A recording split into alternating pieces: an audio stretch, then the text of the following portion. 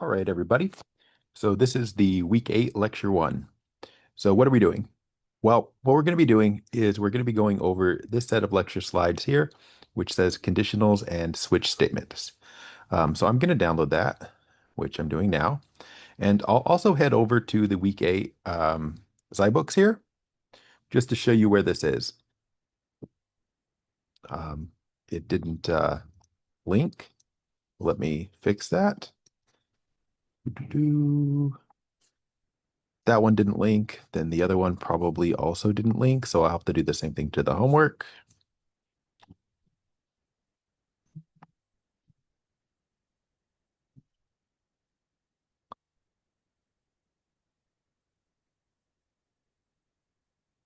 All right, and yeah. So let me reload this. Now we'll go to the Zybooks and look at week 8. So in the week 8 section here, chapter, you'll see that there's a bunch of sections, but it's actually not that many points for the number of sections that it is. And so I think it won't be so bad. Now, looking at the lecture slides here, which I'll open up, you'll see that there's a few topics here, like it talks about conditionals and switch statements. And conditionals are actually at the very end. And I mentioned, or I did these in another lecture too, but I'll remind you of them here. And switch statements are towards the beginning here. And the middle stuff here is about strings, and that's going to be done in the lecture 2 for this week. So that's just kind of where stuff is. So there's actually stuff from the beginning and from the end of this section in this video. Okay, so let's go to the slides. Make that bigger. Let us also probably open up Eclipse so that we can type in it. Do I see it? I do. Um, Save. Oh, that was closing Eclipse. All right, so let's get into it then. So I guess first we're going to talk about conditionals. Now this is like, oops, this is like the end of chapter 8, right? So this was like section 8.8, conditionals. And I have covered this in another section, so I'll be brief here. But conditionals are a one-line replacement for a certain simple if statement. So sometimes if statements are set this way. If some condition is true, X or some variable equals something, and otherwise, that same variable will be equal to something else. Now, you have to be careful about the form here. If I come over to Eclipse, I'm just going to delete what's in here. If I come over to Eclipse and I have, like, let's say I have int X, Y, Z here, and I'm going to change that slightly. X equals 1, int Y equals 3, int Z equals, I don't know, 7. If you have an if statement like this, if X less than 5, and then we say Y equals 99, else, and then I go Z equals 5, that is not what we're talking about here. Okay, because if you look at this if statement that I just made, this is Y equals 99, and this is Z equals 5. Those are two separate variables in those code blocks.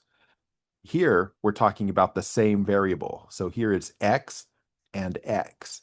It has to be that way if we're going to replace this whole thing with a conditional statement or a ternary statement, as it's also called. All right. Now, so hopefully we can see that, right? X, X. Here it's Y, Z. Those are different. So Y, Z. So you cannot replace this with a ternary or conditional statement. Okay. Now, how do you do it?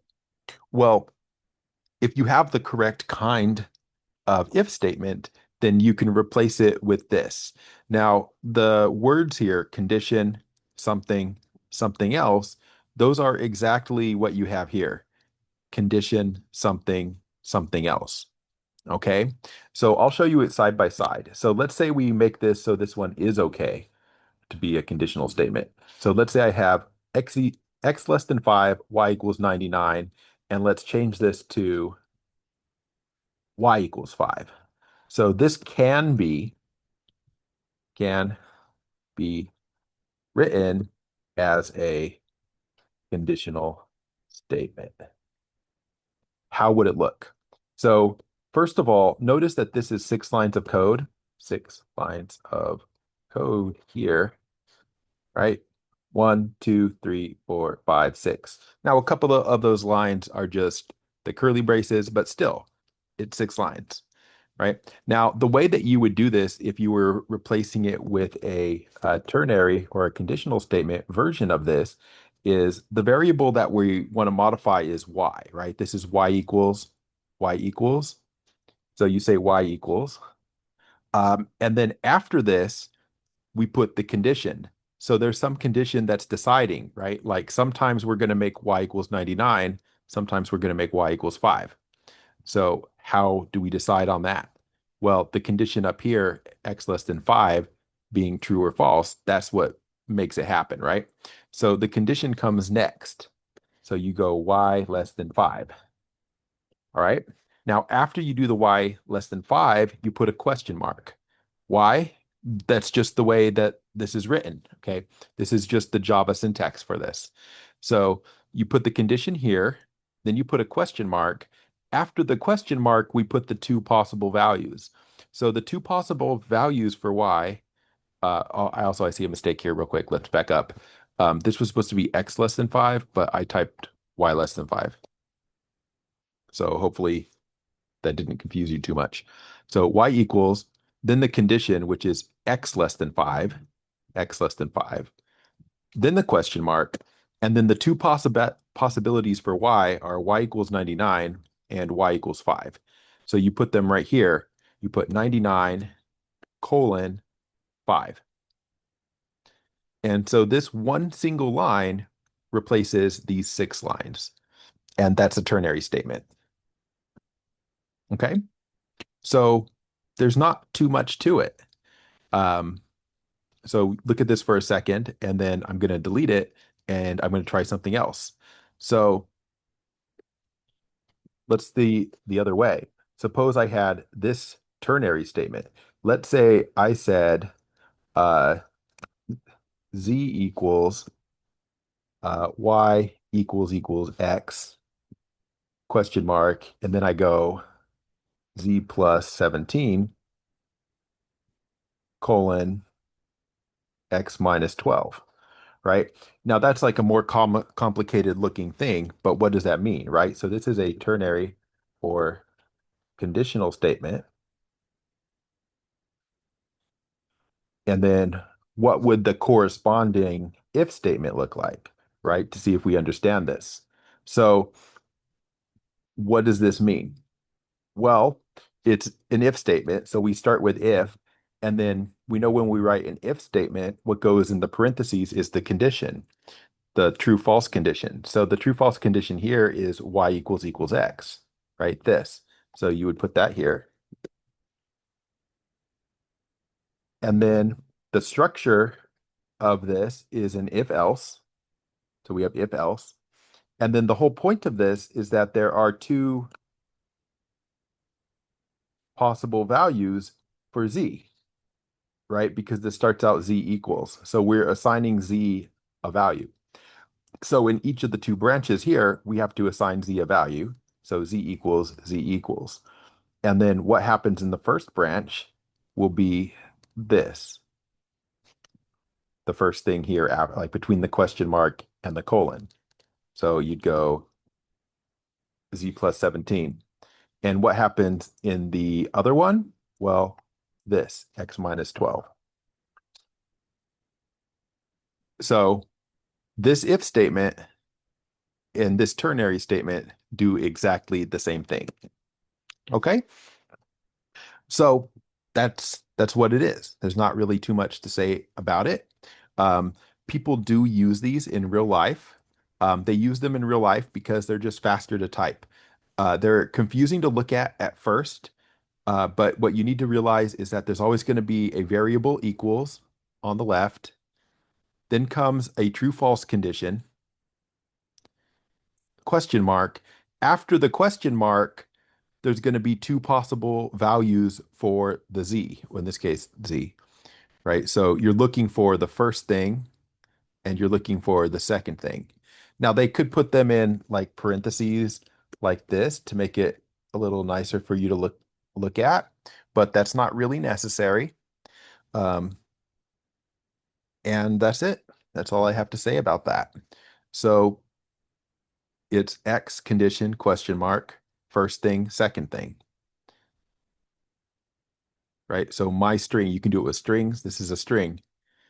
String equals check if the user value, whatever that is less than zero. Then we have a question mark to say we're done with that part. And then the string is either going to be negative or the string is going to be non-negative. So there you go.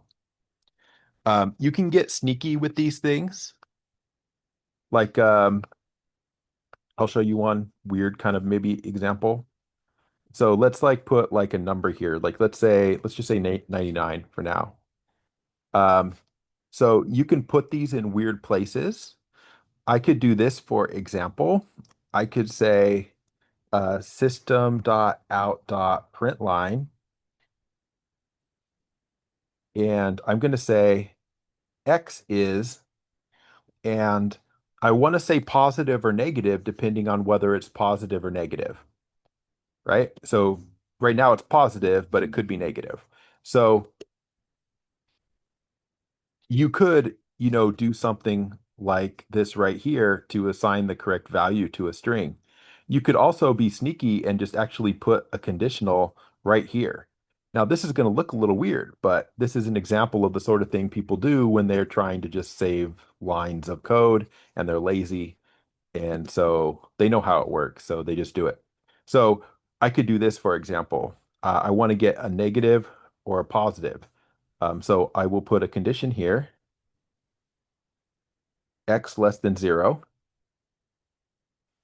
um, question mark. And then if it's less than zero, we want negative. I have to make this smaller. If we want less than zero, we want negative. And otherwise, I don't really need parentheses there. I'm going to get rid of them. Otherwise, we want the word positive. Zooms in the way. And that looks a little confusing maybe, but I can even, sneak this ternary statement in right here. And now, like if I run this, it says X is positive.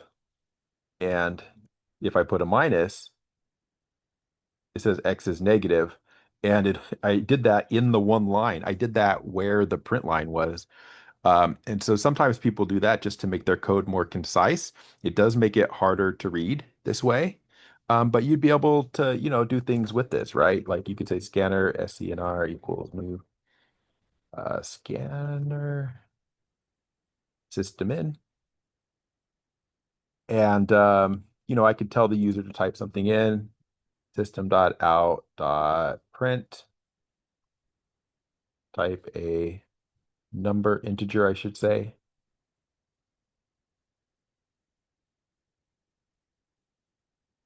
But to read one in, so int x equals scnr dot next int. So this could all happen dynamically, and it feels like this should have to take more space than it does, right? Like I didn't write very many lines of text, but somehow I can type in a number and it can tell me it's positive, and I can type in a number. Well, I didn't type a number, I typed an E. I could type in a number and it could tell me X is negative. And all the processing happened in that one single line there. So, sometimes people will pull little tricks like that. I don't think they do that in books, but in order to understand it, you have to be on the lookout for this. So kind of your clues are question marks and these colons, because we don't really use question marks and colons very often in Java. So if you see them, that's your clue that you're looking at a conditional statement, probably. Sometimes they combine conditional statements, which is a little bit frustrating. Like they replace like this part with another conditional statement. Um, like there's actually a bit of a problem here. I wrote negative and positive, but technically, if I put in 0, it's going to say that x is positive, which it isn't, right? So what you could do, and this is going to get kind of ugly here, but if you think about it, the negative part here works fine, right? It's the part that detects if the number is positive that has an issue. The issue with the positive part is that if if it's 0, then it gets marked as positive. So I think what you can do is you can replace this positive here with another conditional statement. So the conditional statement could look like this. So we're checking if x is less than 0 here. After that, we can check to see if x is greater than 0. And if x is greater than 0, then it really is positive, right? But if it's not greater than 0, it's probably equal to 0. So uh, we can just put 0, right? So this right here is another conditional statement, and you can replace the part that says positive with that conditional statement. Now the line gets long, but when we run it now, if I put in a negative number, we get negative. If I put in a positive number, we get positive. And if I put in 0, we get 0. And it almost feels like magic because it's being done in one single print line. And but it's not. But look how complicated this is. I'm going to copy this out to look at. Like this is a complicated thing to look at here because there's a condition. It's going to assign something to negative, or it's going to assign something to this. And that second thing is itself another conditional. Hard to read, but for those of you who, like this kind of thing, if you look at it for a while, think about it, you'll realize that it's kind of useful to be able to do this on certain occasions. All right, that's everything I have to say about switch statements now. Or sorry, everything about conditional statements. We're jumping to switch statements. Um, so another common way that you're going to see an if statement is something like this, where it's you're going to be checking a value to see if it's something. Like in this case, it's x equals 1. These are not actually supposed to be, this is two equal signs. I hate the font that is used here, right? This is equals, equals, equals, equals. So that's two equal signs. But if x equals 1, do something. Else, if x equals 2, do something else. Else, if x equals 3, do a third thing. Else, do a fourth thing, right? So sometimes you find yourselves writing if statements like this. And if you do, then there's another structure that you could use that's not an if statement. So the other structure is called a switch statement. So this is just an alternative. So instead of an if statement, you could use a switch statement. All right. Now, notice I say that up here, a switch statement replaces this kind of if statement. You seldom need a switch statement, but sometimes it's appropriate. So if it's appropriate, go ahead and use it if you want. Now, this has completely different syntax. So you say switch, the word switch is the keyword. Then you have a variable. A variable. This is not a condition. So we're used to seeing if statements like this, where you have a true or false condition there, right? Even the conditional statement had a true or false condition in it. We do not have a true or false condition here. This is a single variable, X. In this case, it's X, single variable. Now, you put one variable up there. Technically, you could put math up there too, but there's going to be, something involving a variable there. And then the cases, so you see case one, case two, case three, that's what the variable up here is going to be equal to. So this first case that says case equals one, what that means is X equals one. So if X equals one, we're going to do this thing one. And if X is two, we're going to do thing two. And if X is three, we're going to do thing three. And then you can put a default case. And if none of the others happened, we will do the default case. So that's like your else. All right.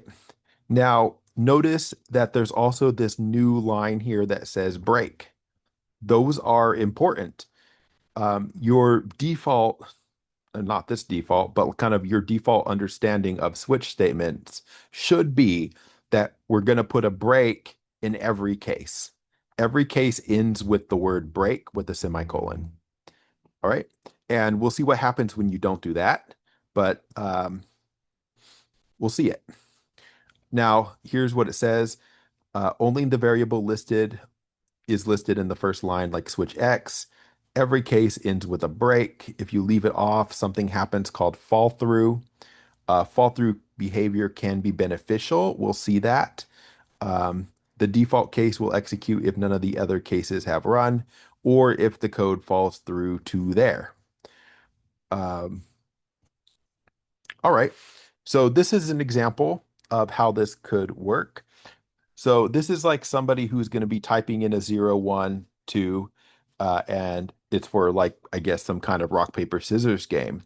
So 0 means rock, and 1 means paper, and 2 means scissors, and anything else is unknown. So I'm going to take this. This is going to maybe copy paste bad. It did. I'm going to type it from scratch. Delete. So if I do this int, what's the variable called? Next choice. And let's just, I'm not going to tell you the user to type in a 0, 1, or 2 because I'm too lazy. I'm just going to do scnr dot next int. I'm going to make somebody type in a number, and then we're going to do our switch statement. So for switch, you put a variable here. So next choice is my variable. We open curly braces. Now we're inside the switch statement. Now inside the switch statement, we have cases. So you have case 0, and then we're going to do something. After we're done, you end that with a break. Ooh, I don't know what just happened. Then we have another case. After we do that, we're going to break. Then we have another case. After we're done with it, we're going to break. Then we may have the default case, which for some reason, Eclipse doesn't indent the same, but we can just make it indent it and then break. And there's kind of a mostly blank switch statement here. Notice it kind of indented this to the same level as the switch. It's not really clear if you want to do that or not. I indented. Eclipse just made this happen. I have a semicolon here. Like this is what Java thinks is the correct indentation. So, or you can indent all this stuff if you want to by like that. But whatever. So if I do system.out.print line, and I think this was rock.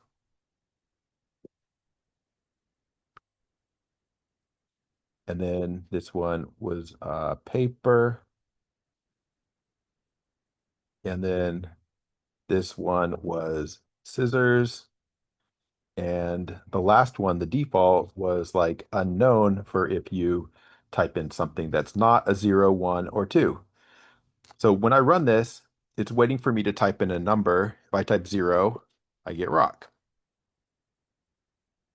If I type 1, I get paper. If I type 2, I get scissors. And if I type anything else, like -6, I get unknown. So that's it. Now, you see 0, 1, 2. Those do not have to be 0, 1, or 2, right? We can change them to something like completely different.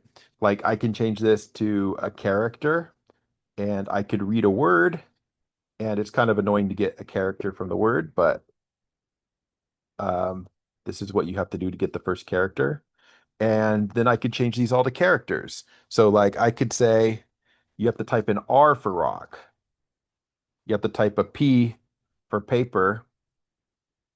You have to type an S for scissors. Now when I run this, it's waiting for me to type something. If I type R, we get rock. If I type P, we get paper. If I type S, we get scissors. And if I type in anything else, I get unknown.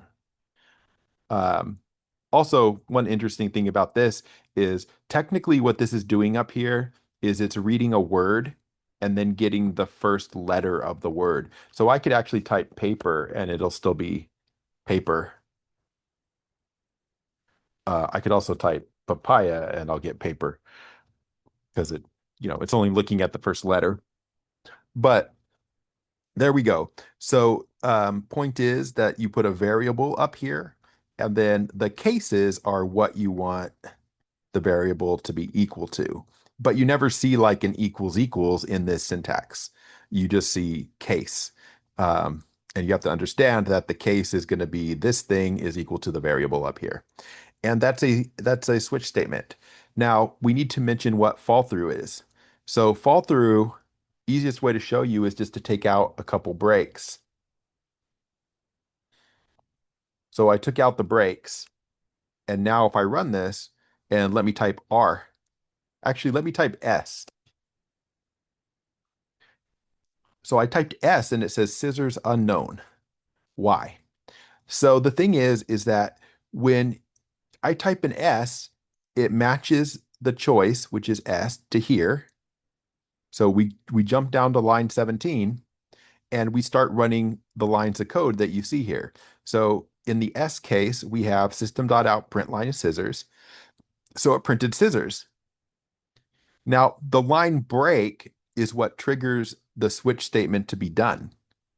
And so with no break, it just keeps going.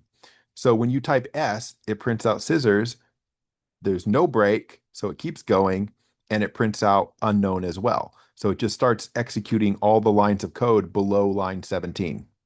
So you get scissors and you get unknown. And I took out all the breaks, which means if I were to run this and type P, I get paper, scissors, unknown because it's going down until it hits a break. So it executed the P case and the code in the S and the code in the default because it never hit a break until this last break. If I type rock or R, we get rock, paper, scissors, unknown. It did all of them because it went to R and it did the R case, the P case, the S case, and the default case. Um, so hooray. Now, if I add one of these breaks back, like let's say I add this one back. So I basically fixed the R case.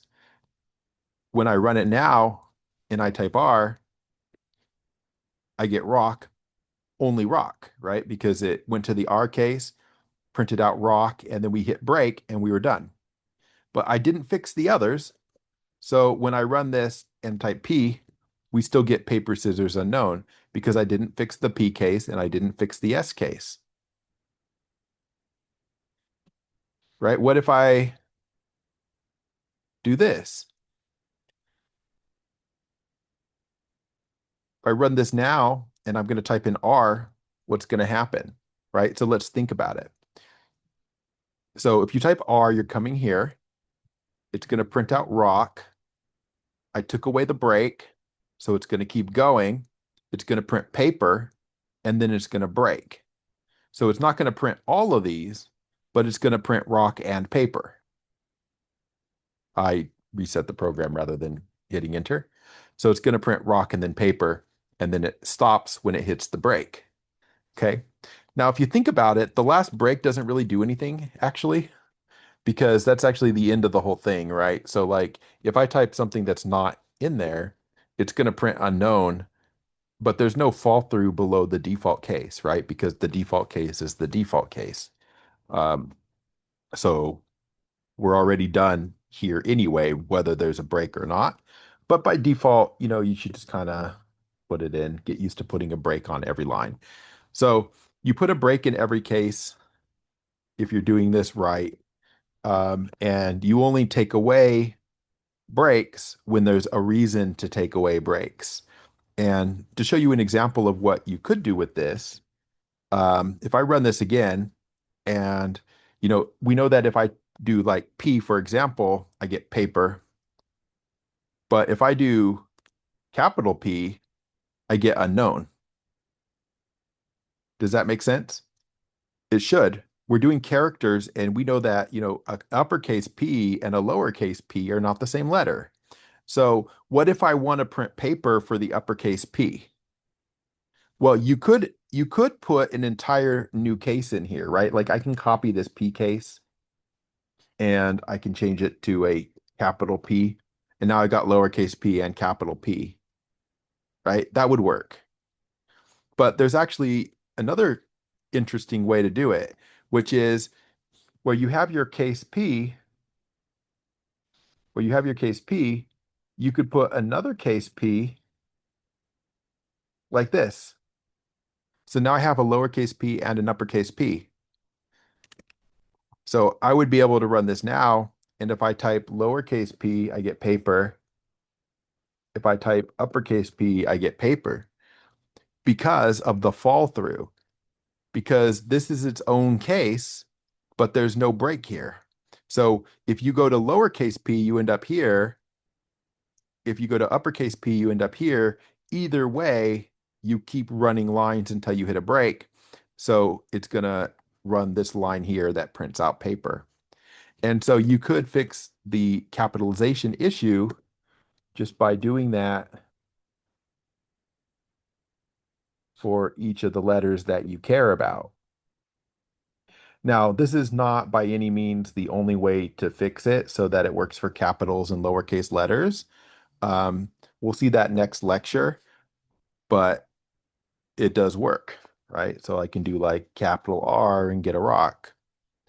I can do lowercase r and get a rock. So that's kind of exploiting the fact that I added an extra case, but I didn't add a break there. And I actually didn't even need any code because I just want both the lowercase r and the uppercase r to run the same code. So this works. All right. Those are switch statements. So this is an example of fall through. So you'll notice, I mean, we already talked about it, but if you consider this code, what do you think is printed based on what we just talked about? So if we trace through it, so X is 2, switch X. So, X is 2. So obviously we should be looking for the case 2. So case 1 is here. We're not doing that. Case 2 is here. So we're coming here, right? So we come to case 2. Case 2 says print out the word 2. So it's going to print out 2. And then we go below that. There's no break. There's no break. So it keeps going. So it's going to print out 3. And then there's a break. So what happens when you do X equals 2? It's going to print out 2 and 3. Because it's going to go to 2 and then run all the lines until the break at the end of case 3. Answer is 2, 3. This explains what we just said. The program went to case 2 and printed 2. Case 2 didn't have a break statement. The program ran from case 3 as well and printed 3. Since 3 did not, or sorry, since 3 did contain a break statement, right here, break, we did not continue to the default case unknown. So it printed 2 and 3. It did not print unknown because there was a break at the end of 3 that stopped us from getting to the default case. And you could say that the program fell through from case 2 to case 3. All right. Now, as an example here, it says write a switch statement that prints 1 to 3 if you type a 1, a 2, or a 3, and 4 to 6 if the number is 4, 5, or 6, and then oops if anything else. So this is just like what I did with the uppercase and the lowercase letters, right? So you can add 3 cases here. Case 1, case 2, case 3 are all going to run this code here. System.out.println 1, 2, 3, break. And then case 4, case 5, case 6 are all going to print the words 4 to 6. So yeah, end of lecture. All right, so that is it for today. Keep in mind that you can choose to write a conditional statement or a switch statement instead of an if statement. Often your code will be the same no matter what. So like if you were listening to this and you're like, okay, but why? We can replace an if statement with a switch statement. We can replace an if statement with a conditional statement. But why? Well, I don't know. I mean, there's times where it's concise, right? Like remember when we did the conditional statement and I was actually able to make one single print line print 3 different things? Um, I don't know. That's cool. Sometimes people do that. Um, I guess we can go a few more minutes. So if we look at this, let's go ahead and look at conditional statements here, 8.8. Of course, they just explain exactly what you saw in the PowerPoint. Let's do one of these. So they have you writing a little bit of it at once. So let's take a look at this one. So here's an if statement. If x is greater than 50, y equals 50, otherwise y is x. So y equals 50, y equals x. We see the 50 and we see the x. They already typed them here. Okay. What comes before the question mark in a conditional statement? The condition. So you're supposed to fill in x greater than 50 here. Now on this one, they did the x less than 20. So we have to figure out how to write the rest of this. So after the condition comes question mark. After the question mark, we put the 2 possible things that in this case y could be equal to. So x and 20. So you just go x colon 20 semicolon.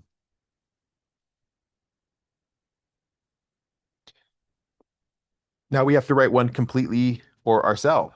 So you should, if you're looking at this, you should recognize that this is y equals y equals.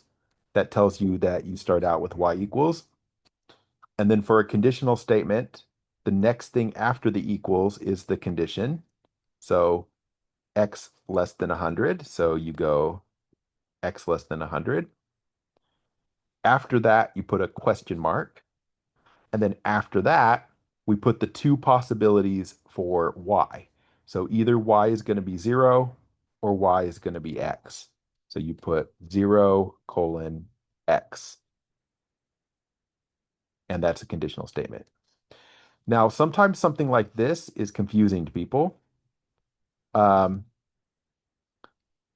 they have like a variable here is the same variable here is the same variable here.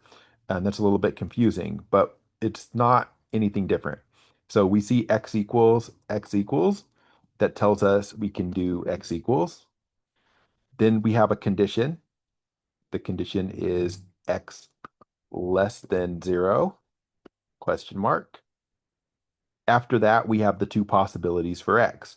One is negative x. The other one is positive x. So there's a lot of x's up here. There's a lot of x's in here. Okay. Now on this one, again, you get started by going, we have y equals, we have z equals. And what you're supposed to notice is that this is y equals, this is z equals. you cannot write this as a conditional statement. So I don't know what it wants. I'm going to write error, and I think that's what it wants. No. What does it want? Not possible is what it wanted me to put there, not error. Okay, fair enough. That's not possible. You can't write that as a conditional statement. It has to be the same variable and the same variable. Alrighty. You can do these yourself, I guess. But it helps to think about it a little bit. So my number is 1. Your number is, and it goes, my number less than 7. So you have to decide if that's true or false. And the whole point is this: the two options over here on the right side of the conditional statement, the first one is the one that happens if the condition is true. The second one is what happens if the condition is false. So remember that. So my number less than 7, true or false, right? Put in a 1 for my number. 1 less than 7 is true. So since this is true, we take the first option. So your number is 5. So it's going to print out 5. And that's right. Jump to 3. Right? So they gave us a more complicated one. So we have 2. So check the condition. My number less than 7, is that true or is that false? Well, my number is 2. So 2 less than 7 is true. So we have, this is what happens if it's true. This is what happens if it's false. So because the condition here, my number less than 7 is true, we take the first thing here, which is my number plus 4. Looking back here, we remember that my number is 2. So 2 plus 4 is 6. And your number is 6. And that's it. What are we doing here? Drag and drop the code statements that assigns conditional string with a conditional expression that evaluates to string negative if user val is less than 0 and non-negative otherwise. Oh, we're just picking one. Okay. So negative if user val is less than 0. So this is user val greater than 0. This one doesn't have the left half of the equal sign, so it's wrong. Both of these are user val less than 0, which it says user val less than 0. So one of these two. And then you have to remember which order these should be in. So if this is true, if user val less than 0 is true, we're going to get the first option here. So user val less than 0 does mean negative, right? So this one looks correct. Not this one, because this one's going to check if user val is less than 0. And if it is, we're going to get non-negative there. But non-negative and less than 0, right? Those are not, they don't match. So we take this and it would go just right there.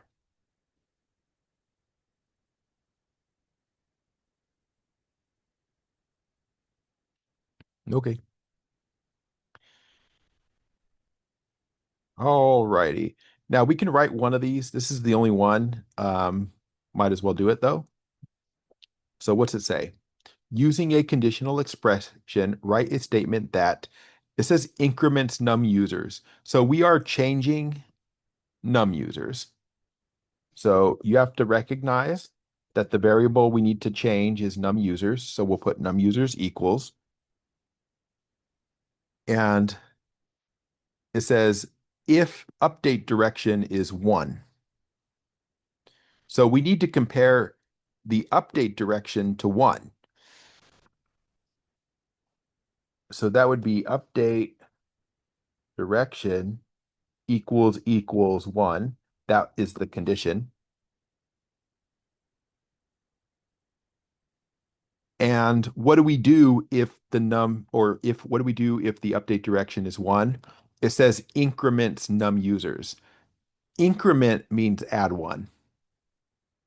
So how do we add 1 to num users? Well, if you're doing it on your own, you can do like that increment num users. But we can't do that here because we already have num users equals over here. So the way you would increment a number is like num users equals num users plus one, right? That's how you would that's how you would add one to num users. But in the conditional statement, what we want is just this part, num users plus one. So what this is saying is num users will be equal to, and if the update direction is one, num users plus one is going to be assigned to num users. That will add one. Then we put a colon, and what if the update direction is not one? We do something else.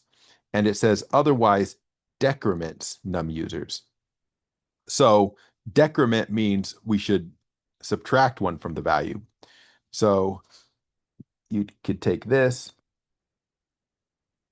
change that to minus one for the other case. And that's how I would do that. Might be a little tricky. There were some hints though, like it said start with num users equals. Also, I'm not saying you should do this for every problem or anything, but I feel like I don't do this very often. It is okay if you're stuck on a problem to get a little bit of help. So, like, if I just take this, I'm not even going to give it the code here, and I just head over to ChatGPT and say, I don't quite understand this. Can you explain it? And I'll just put that instruction there. Right, this is a good use of AI. So the problem says using conditional expression, write a statement that increments num users if update direction is one, otherwise decrements. A conditional expression, also called the ternary operator, looks like this. It knew we were doing Java. Interesting. I didn't say we were doing Java. Condition, question mark, value if true, colon, value if false. Yeah, that's what we said. Um, the hint says start with num users equals, so we'll be assigning a new value to num users. Think about what the two outcomes are. If the update direction is one, we want to increase num users by one. That's what increment means. Otherwise, that is, if it's zero. Now, this is actually a mistake by the Chat GPT, so you do have to be careful here. So it says otherwise, that is, if it's zero. Well, that's assuming that our possibilities are one and zero, but nobody ever said that. So this little highlighted part, that is, if it's zero, that was an assumption by ChatGPT that was not actually made in the original statement. But it's still basically okay. It's just that part, this little part is wrong here. Otherwise, we want to decrease it by one. So the rest of the statement there is fine. So it says the two possible results are num users plus one, num users minus one. And it says now put those into the ternary operator. So num users equals, if the update direction equals one, we want num users plus one. Otherwise, we want num users minus one. And then it works through an example and it says that matches the description perfectly. And then it gives us this final answer. And so sometimes these kind of descriptions here are going to help you. And if you're stuck on something, I would recommend that you try out one of the AIs. Now, I did this with this one, but something to keep in mind that you may, I guess, or may not know is that if you go to Gemini .google.com now, and I'm gonna log out here because I think I'm probably logged in with my account. Oh, oh, that's not what I wanted. I wanted just to sign out. I deleted something. Okay, so if I go to Gemini, and I should not be logged in now, and I go to sign in, and for everybody, all Merced College students and faculty, you can log into Google, not with a Google account. You can use your what are they called? Merced College email. So you could use your Merced College email to sign in to Gemini. You'll have to authenticate like normal. Because I've already, been using my email and stuff from home, I didn't have to authenticate. The first time you do this, it'll tell you it wants to like that you have access to Gemini. And you'll see that we have like Gemini 2.0, 2.5 Pro, and you'll see it says EDU over here. You have access to the Pro version of Gemini, which would normally cost, I think, $20 a month. So, we could do the same thing here where I could say, uh, can you explain this? I don't understand it. Something you may not know as well is like a lot of times I want to go down to the line below this. If you hit enter, it's going to send it to the AI. But if I hit shift enter, it just goes down to the next line. You may not have known that. I'll paste it there. So Gemini Pro is, sometimes better, sometimes worse than ChatGPT. And whether or not it's better or worse just depends on what particular question you're asking here. So it says, of course, the task uses a common programming shortcut called a conditional operator or ternary operator to write a compact if else. The statement you need is, so it just gave us the answer at first, and then it's going to go ahead and provide an explanation similar to the ChatGPT one. So again, if you're stuck on something, you don't quite understand it, get a little extra help from ChatGPT or Gemini. All right. So I think that was plenty for this video. So we're going to go ahead and stop here. What did we do? We did switch statements and conditional statements. The next video, we may talk about Boolean, although we have in the past. So I maybe won't do that. But we will talk about these three sections here: strings, string access, character operations, for sure in the next video. All right. That is it for now. I'm going to hit end.